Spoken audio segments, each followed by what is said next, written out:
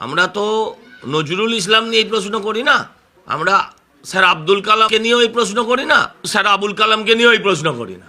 কিন্তু বাবর আমার দেশের লোক নয়, বাবর একটা ধ্বংসের প্রতীক, বাবর সন্ত্রাসের প্রতীক। তার নামে যদি কেউ এই দেশে মসজিদ তৈরি করে, ভারতবর্ষের অন্য প্রান্তের লোকেদের তাতে রাগ হতে পারে। মসজিদ তৈরি নিয়ে তো কোনো রাগ নেই, নাম নিয়ে আপত্তি। সেটা কে করাচ্ছে? মমতা ব্যানার্জি। যদি তুমি স্বরাষ্ট্রমন্ত্রীর অফিসের সামনে বিক্ষোভ দেখাতে পারো, তাহলে তোমার অফিসের সামনে বিক্ষোভ দেখাতে গেলে তুমি কেন পারমিশন দেবে না? তোমরা বলছো ওটা অগণতান্ত্রিক, তোমরা সব বাঘের বাচ্চা, আর আমরা বেগুনের বাচ্চা। তো কটা বেগুনের বাচ্চাকে যদি বাঘের বাচ্চারা তার বাড়ির দরজায় বসতে দিত, তো অসুবিধা কোথায় ছিল? একজন মানুষ যদি আত্মহত্যা করে, তার সঙ্গে বাঙালি বিদ্বেষের কি সম্পর্ক আছে আমি জানি না।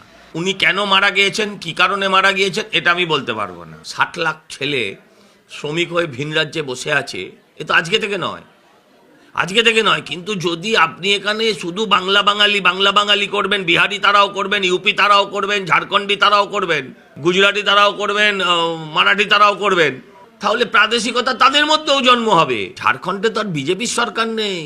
ঝাড়খণ্ডের এরকম ঘটনা ঘটলো কেন? মুখ্যমন্ত্রীকে খবর নিতে বলুন না। ঝাড়খণ্ডের মুখ্যমন্ত্রী কথায় কথায় হেলিকপ্টার পাঠিয়ে দেয়, এই খবরটা দিতে পারছে না।